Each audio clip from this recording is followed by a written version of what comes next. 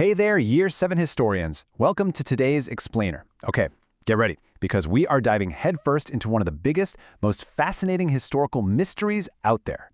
We're looking at a guy who literally changed the map of the world, Hernán Cortés. But how exactly should we remember him? Well, honestly, it's a massive puzzle. Today, we're going to lay out the evidence, look at the cold hard facts, and see if we can untangle the incredibly complicated legacy of this famous, or maybe infamous, historical figure. So here's the big question I want you to keep right at the front of your mind today. Was Hernán Cortés a hero or a villain? For this explainer, I want you to imagine you're sitting on a jury in a historical courtroom. I'm going to present the evidence to you straight from the history books, and it's totally up to you to weigh the facts. Because, as you'll see, history is almost never just black and white. Okay, let's dive into this. Here's our quick roadmap for the investigation. We'll start with hero or villain, then look at the case for hero, follow that up with the case for villain, talk about why it's all a matter of perspective, and finish up with why historians disagree. All right, Section 1, hero or villain. Let's define the terms. Before we can even begin to judge Cortés, we kind of need a measuring stick, right? So what is a hero anyway? A hero is usually someone who shows extreme bravery, achieves something super important, and is admired. A villain, on the flip side, causes harm or suffering, acts cruel or unfair, and is basically seen as doing the wrong thing. Keep this mental checklist handy as we look at the facts of the case. Moving right along to Section 2, the case for hero. Let's look at Exhibit A. So why do some people historically look at Cortés as a total hero? Well, the first big piece of evidence for the defense is his absolute reputation as a brave explorer. When you look at him just through the lens of exploration, what he did is pretty staggering. Think about it. He traveled incredibly far from his home in Spain, sailing across a massive ocean into lands that were completely unknown to him and his people. He was practically sailing off the edge of the map. He took huge, massive risks. Imagine leaving everything you know behind, stepping onto a totally foreign shore, and having only a tiny army to back you up. That takes a level of guts that absolutely fits our definition of a hero. But it wasn't just raw, reckless courage, you know? He was actually a highly skilled leader and a really clever strategist. He didn't just survive. He somehow navigated some incredibly complex and dangerous situations. To put this into perspective, he led only about 600 men. 600! That's roughly the size of a single year group in some schools. And he was going up against the Aztec Empire, which was a massive, incredibly powerful civilization. How did he pull that off? Well, he made clever alliances with local indigenous groups who didn't like the Aztecs, and he constantly made bold, split-second decisions to adapt.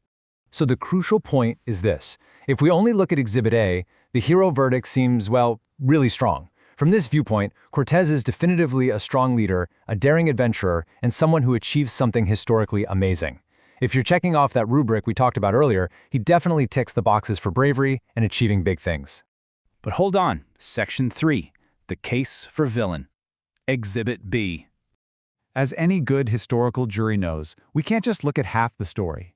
Let's flip the investigation over and examine the seriously devastating consequences of his actions.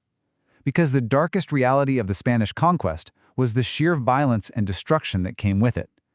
Cortés didn't arrive and start peaceful negotiations. It was a brutal, brutal conflict. The fighting led to the deaths of a massive number of people within the Aztec Empire. This wasn't just a tiny little skirmish. It was an all-out, devastating war. And the cultural loss, it was immeasurable. The great, beautiful, incredibly advanced Aztec capital city of Tenochtitlan was just completely destroyed by Cortés and his forces. And actually, the physical destruction of the city was really just the beginning. The aftermath brought about severe oppression and devastating diseases to the indigenous populations. Once the fighting finally stopped, the Spanish basically forced their control over the local populations. Countless indigenous people suffered terribly under this harsh new Spanish rule. And on top of all that, the Europeans brought diseases with them, things like smallpox. Because the Aztecs had literally never been exposed to these illnesses before, they had zero immunity. Even if the Spanish didn't spread it on purpose, the disease spread like wildfire and tragically killed vast, vast numbers of the Aztec people.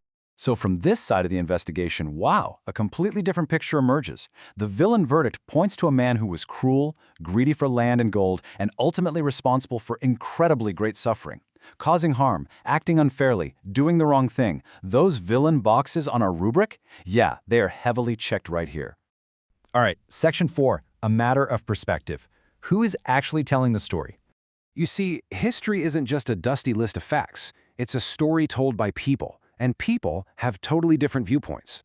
To the Spanish at the time, Cortés was the ultimate hero because he brought unbelievable wealth and huge new lands to the Spanish crown.